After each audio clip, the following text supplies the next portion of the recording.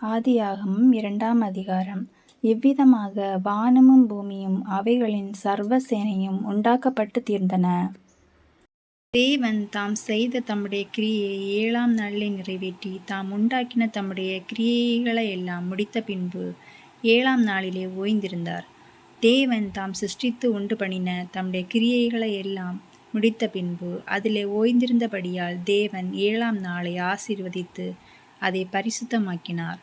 தேவனாகிய கர்த்தர் பூமியையும் வானத்தையும் உண்டாக்கின நாளிலே வானமும் பூமியும் சிருஷ்டிக்கப்பட்ட வரலாறு இவைகளே.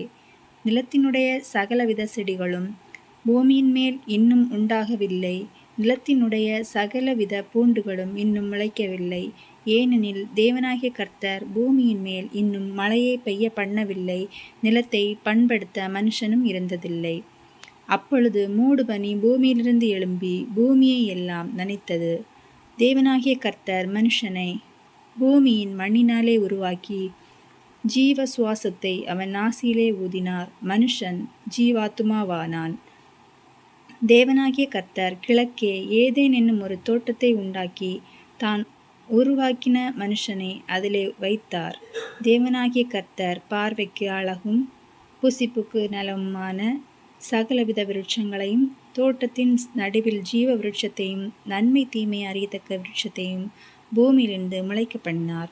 தோட்டத்துக்கு தண்ணீர் பாயும்படி ஏதேனிலிருந்து ஒரு நதி ஓடி அங்கே இருந்து பிரிந்து 4 பெரிய ஆறுகளாயிற்று. முதலாம் ஆற்றுக்கு பைசோன் என்று பெயர். அது ஆவிலா தேசம் முழுவதையும் சுற்றி ஓடும். அவ்விடத்திலே பொன் விளையும்.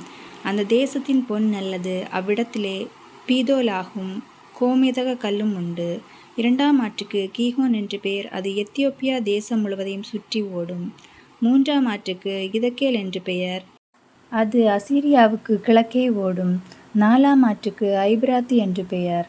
தேவனாகிய கர்த்தர் மனுஷனை ஏதேன் தோட்டத்தில் அழைத்து கொண்டு வந்து அதை பண்படுத்தவும் காக்கவும் வைத்தார். தேவனாகிய கர்த்தர் மனுஷனை நோக்கி, நீ தோட்டத்தில் உள்ள சகல விருட்சத்தின் கனியையும் புசிக்கவே புசிக்கலாம்.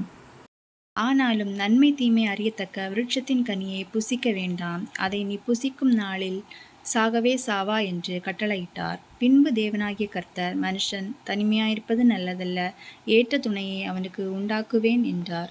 தேவனாகிய கர்த்தர் வெளியின் சகலவித மிருகங்களையும் ஆகாயத்தின் சகலவித பறவைகளையும் மண்ணினாலே உருவாக்கி ஆதாம் அவைகளுக்கு என்ன பெயரிடுவான் என்று பார்க்கும்படி அவைகளை அவனிடத்தில் கொண்டு வந்தார்.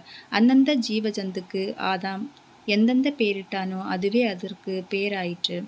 அப்படியே ஆதாம் சகலவித நாட்டு மிருகங்களுக்கும் ஆகாயத்து பறவைகளுக்கும் சகலவித காட்டு மிருகங்களுக்கும் பெயரிட்டான். ஆதாமுக்கோ ஏற்ற துணை இன்னும் காணப்படவில்லை. அப்பொழுது தேவனாகிய கர்த்தர் ஆதாமுக்கு அயர்ந்த நித்திரையை வரப்பண்ணினார். அவன் நித்திரையடைந்தான். அவன் விலா எலும்புகள் ஒன்றை எடுத்து அந்த இடத்தை சதையினால் அடைத்தார். தேவனாகிய கர்த்தர் தாம் மனுஷனில் எடுத்த விலா எலும்பை மனுஷியாக உருவாக்கி அவளை மனுஷனிடத்தில் கொண்டு வந்தார். அப்பொழுது ஆதாம், இவள் என் எலும்பில் எலும்பும் என் மாம்சத்தில் மாம்சமாயிருக்கிறாள். இவள் மனுஷனில் எடுக்கப்பட்டபடியினால் மனுஷி எனப்படுவாள் என்றான். இது நிமித்தம் புருஷன் தன் தகப்பனையும் தன் தாயையும் விட்டு தன் மனைவியோட இசைந்திருப்பான்.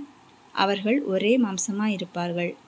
ஆதாமும் அவன் மனைவியுமாகிய இருவரும் நிர்வாணிகளாயிருந்தும் வெட்கப்படாதிருந்தார்கள்.